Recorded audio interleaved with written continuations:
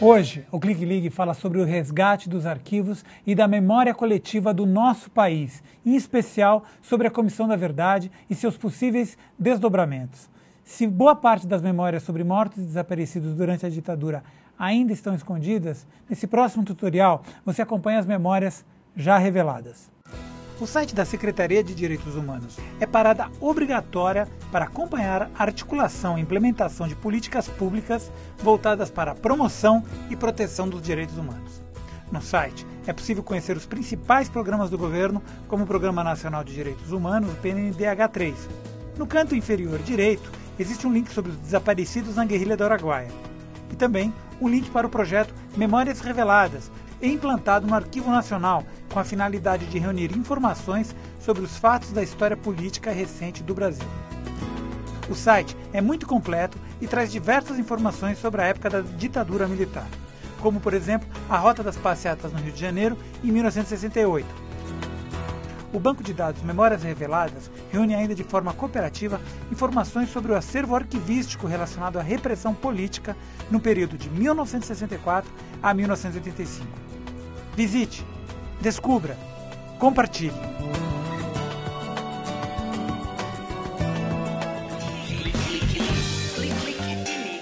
Nesse bloco, Paulo Vanucci, que foi chefe da Secretaria de Direitos Humanos de 2005 a 2010, e o Adriano Diogo, deputado estadual pelo PT de São Paulo, foi cassado e torturado pela ditadura militar, nos ajudam a entender os possíveis caminhos da Comissão da Verdade.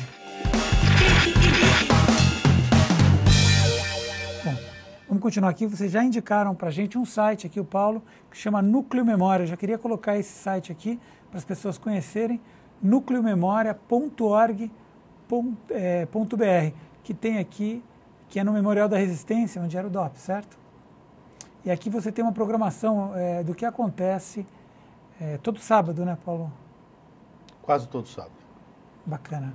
Paulo, houve aqui uma declaração do subprocurador-geral, diz que é preciso instalar imediatamente a Comissão da Verdade para remover as pedras que estão no caminho. Quais são essas pedras? Bom, as pedras estão sendo removidas. Faltam algumas, uma enorme parte das pedras já foram removidas. É lei aprovada e uma lei que foi aprovada por um consenso entre os partidos políticos. A presidenta Dilma, eu imagino que vai anunciar os 7 nomes da comissão e a comissão ela vai, então, trabalhar no ambiente que já tem, como o deputado Adriano propôs e aprovou brilhantemente, a primeira comissão estadual da verdade em São Paulo, que dá o pontapé para quantas no Brasil já em andamento, Adriano? Pernambuco, Rio Grande do Sul e Espírito Santo. E possibilidades de outros estados também? Os municípios também. Também municípios. Segunda-feira começa em Bauru. Queria chamar um vídeo que a gente tem aqui, um vídeo antigo, feito pela TVT há muito tempo, mas eu acho que ele é muito simbólico. Vamos rodar aquele vídeo? Esse cemitério entrou para a história política do país. E nesta data, descobriu-se uma vala clandestina com 30 metros de extensão e 3 metros de profundidade por 50 centímetros de largura, que escondia 1.049 ossadas. Ossadas de indigentes e de desaparecidos políticos presos e mortos pela ditadura militar. Na época, a então prefeita Luísa Erundina pediu à Secretaria de Segurança Pública que abrisse um inquérito para apurar a origem da vala. Além disso, ela orientou a formação de uma comissão integrada por representantes de familiares de desaparecidos, de entidades de direitos humanos e de médicos legistas da Unicamp para identificar entre as ossadas os desaparecidos políticos. Passados 3 anos da descoberta da vala, o assunto sumiu das manchetes dos jornais. Por que parou? Essa é uma boa pergunta, né? Por que parou? Um tempão parado. Eu respondo. Parou porque as ossadas foram para a Unicamp para ser identificadas e era uma atribuição do governo do Estado, da continuidade ao trabalho, o convênio, e parece que não houve interesse na continuidade da investigação, uma série de problemas, e houve mudanças também na prefeitura, né? Uhum. A prefeitura era responsável pelo cemitério, pela vala, mudou a administração, mudou a orientação política e foi parando. Além disso, parou porque o Brasil, até agora, ele nunca teve o clima, o ambiente que nós estamos construindo nos últimos anos. O governo Lula para cá, um pouco de governo Fernando Henrique, que também deu 2 passos importantes, criou a Comissão Especial de Mortos Desaparecidos, a Comissão de Anistia. No governo Lula, todo o encaminhamento da Comissão da Verdade, o livro Direito à Memória e Verdade, que também pode ser acessado no site da Secretaria de Direitos Humanos, está lá na íntegra. Nunca aconteceu no Brasil um momento como esse, em que o programa Clique Ligue está discutindo esse tema. Nesse momento, outros sites estarão com temas assim. A grande mídia não tem mais como esconder e dedica páginas inteiras. Esse fim de semana foi um indigenista da Igreja Católica levantando a morte e desaparecimento de 2.000 vamiris atroaris na construção da rodovia Manaus-Boa Vista. É desaparecido político, mortos políticos do regime militar. E, sobretudo, o passo que faltava é esse passo que a rebelião popular da juventude representa. Não ficar só as pessoas como Adriano, eu, Dilma, muitos de nós que vivemos essa experiência, fomos presos, torturados. Agora há pouco, Adriano se emociona mais uma vez, lembrando a morte de Alexandre Vanucchi Leme, meu primo, irmão de Adriano, ficavam o tempo todo juntos. E ele é o nome do DCE da USP, que tem dezenas de milhares de estudantes a cada ano. E o principal responsável pelo assassinato sob tortura é exatamente o comandante da época, Carlos Alberto Brilhante Ustra, que pela primeira vez recebe tentativas reiteradas do Ministério Público de abrir processos. Então, por que não avançou das ossadas até agora? Porque o Brasil ainda não tomou a decisão necessária e indispensável de remover todas as pedras. Os passos estão sendo dados. No Brasil, as coisas são muito gradualistas e, neste momento, o passo mais decisivo é a comissão ser instalada, trabalhar durante 2 anos, apoiada por experiências como essa. Cada universidade federal pode criar um núcleo de direito à memória, à verdade, à justiça e contribuir. As redes sociais podem criar mecanismos para realmente aproveitar essa chance e fazer o que o Brasil nunca fez antes. O Brasil teve 4 séculos de escravidão e nunca discutiu para valer. Nós aprendemos na escola apenas o gesto da princesa Isabel. O Brasil exterminou 5 milhões de brasileiros que existiam aqui quando Cabral chegou. Os índios. 5 milhões. É um genocídio. Nunca discutimos isso. A gente vê os livros de José de Alencar, os poemas de Gonçalves Dias.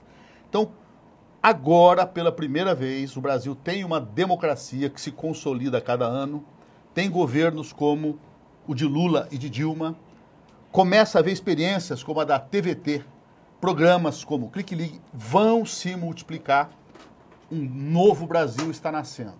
E nesse novo Brasil, há todas as condições de fazer um processamento sereno, calmo, não revanchista, mas rigoroso e profundo, para, sabendo o que aconteceu, só assim, a frase é de Dom Paulo Evaristo Arnes, um grande lutador dos direitos humanos no Brasil.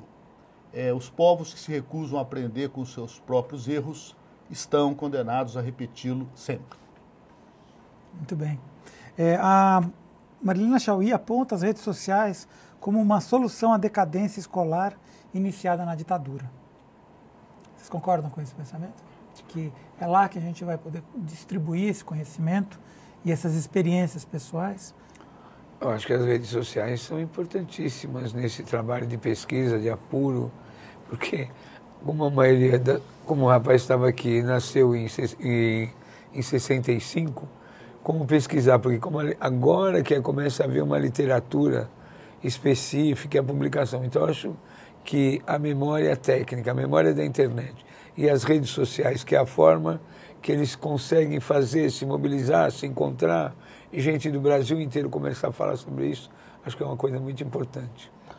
E além desse papel que ele tem no sistema escolar, na batalha da democracia nas comunicações. Porque o que acontece é que alguns dos grandes veículos de mídia que existem hoje, sabidamente, fizeram propaganda a favor da ditadura, aplaudiram a instalação da ditadura, apoiaram a ditadura, alguns até fornecendo viaturas, veículos dos órgãos de comunicação para ajudar a montar aquelas emboscadas e prender e exterminar. Então, evidentemente, sozinhos eles não terão interesse em levar a fundo. Falarão em revanchismo. As redes sociais têm um papel fundamental. Programas como esse criam uma mobilização, não de milhões de pessoas que assistem o Jornal Nacional, mas daqueles milhares que são pessoas de liderança, que têm informações e são reprodutores, divulgadores. Então, nesse sentido, as redes sociais elas são um enorme bem da consolidação da democracia. Na experiência de vocês, o que uma pessoa, por exemplo, como é que uma pessoa pode contribuir com um pedacinho da história brasileira? Por exemplo, aqui em Mauá, aqui no ABC, em Mauá, tem um núcleo da antiga Ação Popular, um núcleo Betinho, porque muita gente foi presa em Mauá durante o golpe, depois do golpe, perseguida, muita gente foi torturada. Em São Bernardo, no Sindicato dos Metalúrgicos, o Augusto Portugal e outros companheiros fundaram o núcleo da memória, da resistência e da repressão dos metalúrgicos. Então, em cada sindicato, em cada escola, em cada município, nas universidades, que inclusive tem apoio de programas de financiamento e de pesquisa. Se em cada lugar as pessoas começarem a fazer, o Paulo Vanuc falou uma coisa importantíssima, que foi do massacre dos índios, numa matéria que saiu no domingo. Nas fábricas, primeiro que teve grandes empresas que financiaram a repressão. Grandes empresas, inclusive multinacionais. Essa recuperação dessa memória, se cada um fizer no seu setor, vai se criar um enorme tecido em todo o território nacional que a Comissão da Verdade cria vida e materialidade. Eu tenho uma pergunta, só para finalizar, do Banana, que trabalha na TVT há muitos anos. Apesar de palmeirense. O Brasil tem medo da verdade? A verdade, ela tem, no caso de uma ditadura, um componente de incômodo, de desconforto, em que a primeira tendência, a tendência menos racional, é de sufocar, é de recalcar a palavra técnica que se usa na psicologia, na psicanálise. O problema é que o recalcado volta sempre, e volta da pior maneira. Aquilo que é recalcado não é processado. As pessoas não transformam aquilo em aprendizado. Foi uma dor que eu sofri na minha infância. Foi uma dor que a nação teve no período da ditadura. Por que aconteceu aquilo e o que é preciso fazer? Quem elabora, processa, discute em rede, na Comissão da Verdade, daqui 2 anos produz um relatório, enfrenta o debate, não vai haver unanimidade, as pessoas continuarão defendendo o regime militar, como tem gente que elege um deputado como Bolsonaro hoje. O importante é que essas pessoas sejam apenas 1, 2, 3, nunca um número ameaçador. Então, a democracia brasileira vai bem. Pela primeira vez, com Lula, ela começa a entrar nos seus componentes da pobreza, da igualdade social, e nós estamos preparando um Brasil melhor. Agora, o velho Brasil não desapareceu e o velho Brasil tem muito medo da verdade. Gente, eu queria agradecer a participação de vocês no programa. Muito obrigado. Em breve, o conteúdo desse programa estará disponível no portal da TVT, onde você tem acesso aos outros temas que nós já abordamos aqui no Clique Ligue. O endereço é muito fácil, tvt.org.br. E você pode acompanhar também o que acontece na TVT pelo Facebook, é só procurar por Rede TVT, no Twitter, @Rede TVT. Nós fechamos esse programa com uma frase que está no site do Centro de Referências das Lutas Políticas no Brasil.